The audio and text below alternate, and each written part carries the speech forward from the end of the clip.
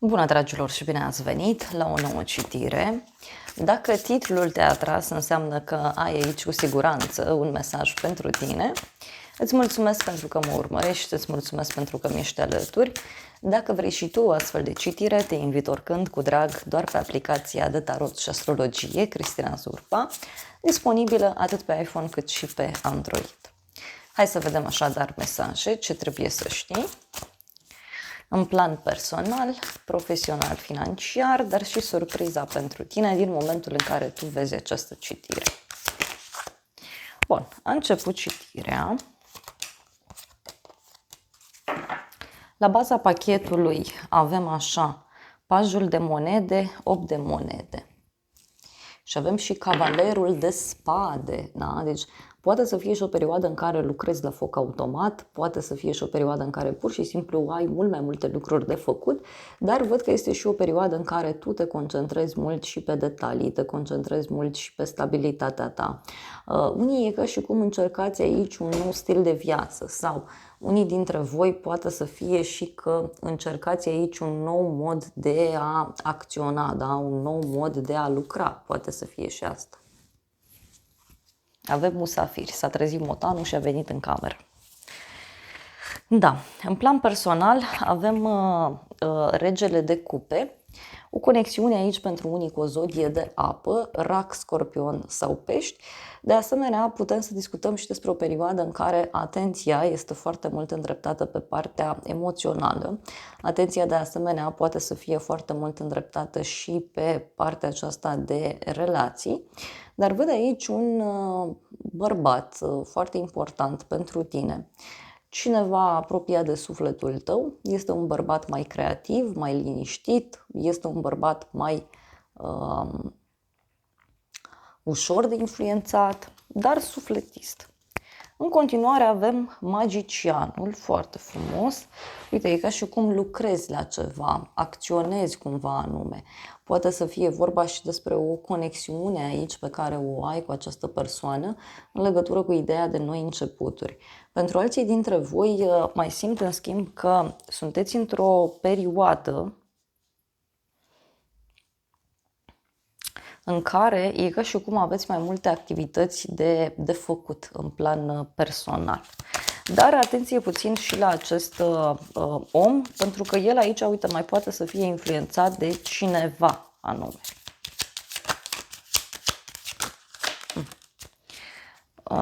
Văd aici totuși o bucurie în legătură cu acest personaj. Poate să fie și o persoană care e foarte susținută, un personaj care în general are succes sau este aplaudat, este susținut de către oamenii din jur. Și mai văd aici o femeie mai în vârstă care speră ceva anume. Uite, cineva care vine către tine cu un compliment, cu niște cuvinte drăguțe și persoana aceasta speră ceva anume. Mai poate să fie și că această femeie speră ceva în legătură cu acest om. Uite, ceva legat de un drum. Am vrut să văd ce cu magicianul ăsta și mi-a ieșit așa, militarul și un bărbat brunet. Aici poate să fie vorba și despre faptul că împreună cu acest bărbat, poate cu părul mai închis la culoare, un bărbat foarte bine organizat, care are totul foarte bine pus la punct, este un personaj care știe enorm de mult ce își dorește, bărbatul acesta te poate ajuta în a lucra la ceva, în a acționa cumva anume. Avem aici bani mulți, vizită, o revelație importantă. Dragoste, hopa! Dragoste și victorie. În plan personal, da? Ce văd aici e vorba de o conexiune foarte puternică pe care tu o ai aici, fie cu o persoană îndrăgostită, fie ai o conexiune foarte puternică aici cu cineva care poate se îndrăgostește de tine, care luptă pentru tine, pentru sufletul tău. E un personaj care simt eu că și-ar dori împăcare. Apoi, avem doiul de monede. Este o perioadă în care primești bani, dai bani la rândul tău, este vorba despre o perioadă în care îți găsești un echilibru din punct de vedere financiar, dar poate să fie vorba și despre o perioadă aici în care pur și simplu te ocupi de două lucruri în același timp, două persoane, două locuri de muncă, două situații diferite. Apoi avem forța, o conexiune cu zodia Leu. Ți se cere aici o perioadă în care e nevoie să ai răbdare, e nevoie să iei totul încet și sigur. Poate să fie și ca un fel de provocare care apare, dar cu răbdarea treci marea. Da? Cu răbdarea, cu siguranță vei reuși să rezolvi această situație.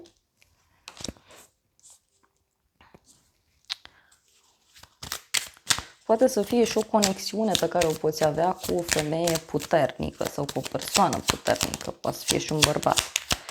În acest moment, uite, ai o revelație, da? E un moment în care vezi lucrurile foarte clar. E un moment în care începi să-ți dai seama ce este capcană și ce nu. Poate e o perioadă în care încercați să rămâneți concentrați pe anumite activități pe care le aveți de dus. Poate să fie și asta.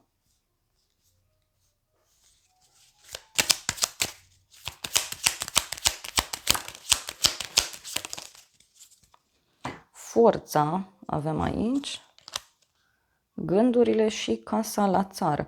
Ei, aici poate să fie o provocare în legătură cu o persoană care fie stă într-un loc mai izolat, fie într-un mediu rural. Poate cineva întâmpină o astfel de dificultate. Pentru unii pot fi și niște discuții aici care pleacă de la bani.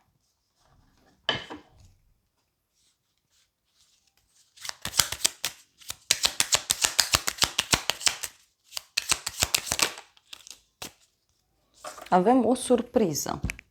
Deci tu aici vei avea parte de o surpriză în legătură cu cineva care trece prin niște momente complicate. O persoană absentă avem aici. O persoană, nu știu, care nu răspunde, mai poate să fie. Hai să vedem surpriza. Surpriza e 4 de spade și cu 3 de spade. Surpriza e cineva care își ia liber, cineva care pleacă, cineva care nu răspunde, cineva care vrea pauză, cineva care vrea să se odihnească, să se relaxeze. Poate e cineva care are o problemă pe suflet. Avem litigiile și pierdere de bani. Surpriza are legătură cu cineva care se oprește dintr-o luptă, o luptă pentru bani sau cineva care a obosit pur și simplu și nu mai știe ce să facă, nu mai știe încotro să se ducă.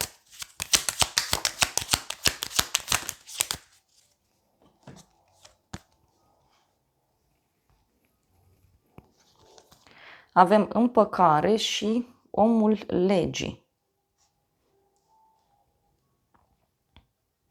O persoană care e conștientă că a greșit și care vrea împăcare.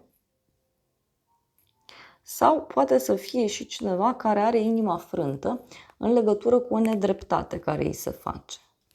Poate, repet, pentru unii e vorba de cineva care are probleme cu legea.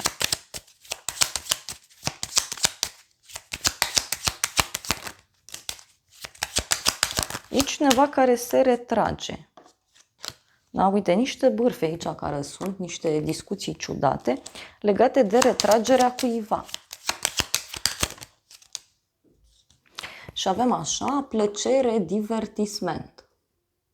Deci e vorba și despre o distracție, da? Parcă e cineva care zice, gata, nu mai lucrez sau nu mai fac asta, mă duc să mă distrez, mă duc să mă relaxez.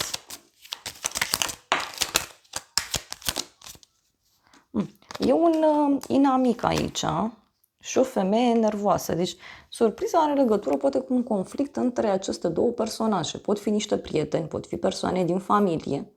Dar e clar că văd o femeie foarte agitată, nervoasă, care aruncă lucruri, care țipă și încă un bărbat aici care, știu eu, parcă așteaptă la colț. E un inamic, așa, e un personaj mai răutăcios din fire.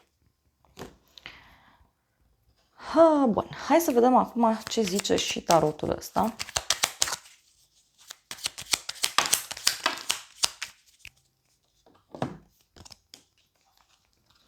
Asul de cupe, cavalerul de spade, regele de spade, o conexiune cu o zodie de aer, Gemeni, Balanță, Vărsător.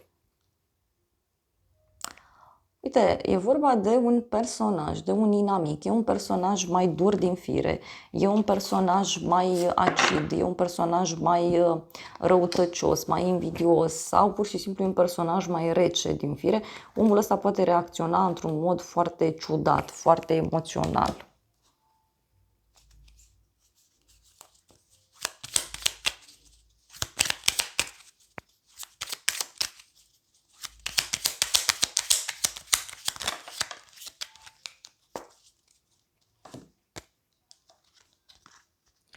Faetonul 8 de monede, o legătură cu zodia Rac.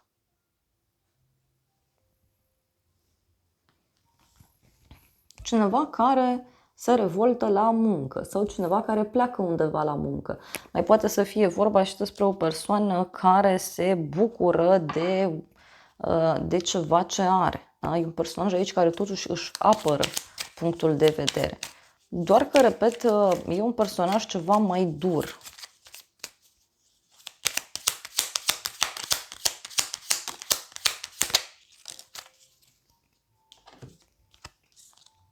Trei de monede, 9 de cupe. Surpriza pentru tine. Deci are legătură cu o bucurie. Are legătură totuși și cu cineva care învață ceva. Parcă e un om care toată ziua stă și nu face nimic, dar în schimb îi critică pe ceilalți. Știți că sunt astfel de personaje. Da, avem ermitul și cu împărăteasa. O legătură cu zodia Fecioară, zodia Taur, zodia Balanță. E ca și cum un ermit critică o împărăteasă. Cineva aici care, nu știu, e izolat, e retras, e un personaj mai ciudat din fire, care, uite, dacă ești femeie, poate, știu eu, poate veni către tine, îți poate spune ceva, poate ceva ce nu place, dar, pe de altă parte, e cineva care vine aici, uite, parcă e din altă lume omul ăsta, are un trai așa mai sărăcăcios, mai liniștit, sau nu se axează pe bani, îi plac lucrurile izolate și ca și cum vine la împărăteasă și comentează. Da? Vine și o critică, fiecare cu lumea lui, asta este. Regina de bâte, pentru unii poate să fie vorba și despre o rivală. Mai văd aici o conexiune cu o zodie de foc, berbec, leu, săgetător. Uite, și că e ca o obsesie pe care cineva o are. E ca și cum cuiva nu-i merg treburile și reacționează într-un mod dur. Hai să vedem ce spune și acest oracol în legătură cu surpriza.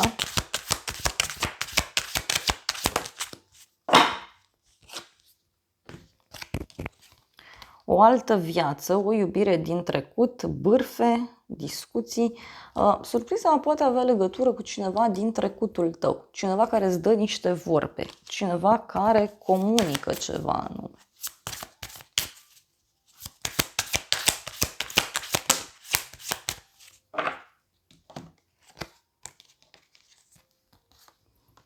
Regele de gheață, avem un șef, un antreprenor, o persoană detașată, avem un triunghi sau o alegere și o relație fără obligații. Da? Eu cred aici că uite, poate să fie și cineva din trecutul tău care revine, doar că nu are gânduri serioase. Pentru alții poate să fie despre o situație care se repetă și are legătură cu un bărbat care fie nu vrea ceva serios, stabil, fie e o persoană pe care nu vă puteți baza, persoana asta vine, pleacă, n-ai cu cine. Mai vreau o carte.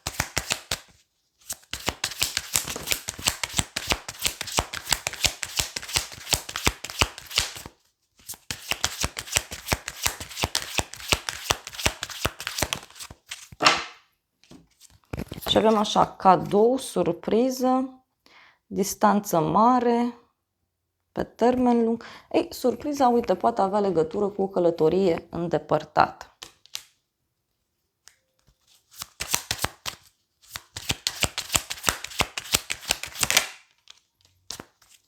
Și o întâlnire. Da? Cineva care pleacă aici la drum lung.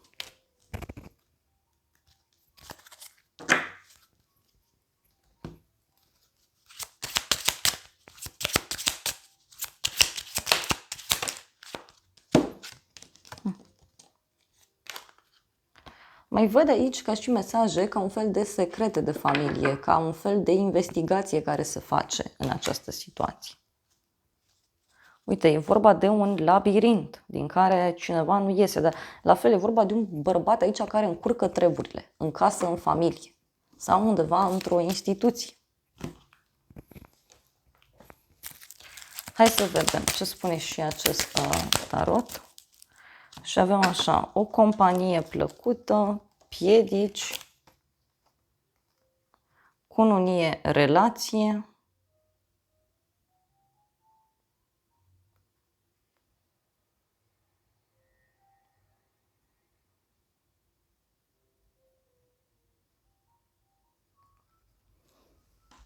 pentru unii simt aici că e vorba și de o piedică de care aflați, da? În cadrul unei relații.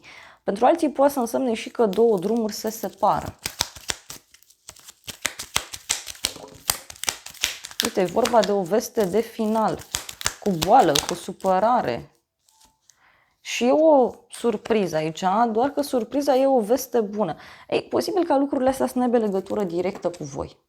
Da? Să nu aibă legătură directă cu voi. Cineva, așa cum am spus, poate un personaj de prin trecut, vine și se plânge cu tot felul de, tot felul de situații în care se află. Și un personaj, uite, care judecă, da? Avem și gelozie. Personaj care comentează, care judecă. Hai să luăm și niște mesaje din oracolul meu.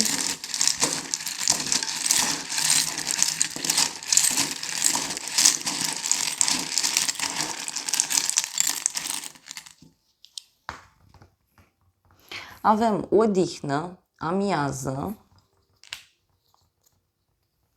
bucurie de departe, luna februarie, cifra 2, zodia Pești, zodia Vărsător, iar apoi avem ziua de sâmbătă, o persoană vicleană. Aici o să rămâneți surprinși în legătură cu o persoană vicleană de la drum sau o persoană care spune una și face alta.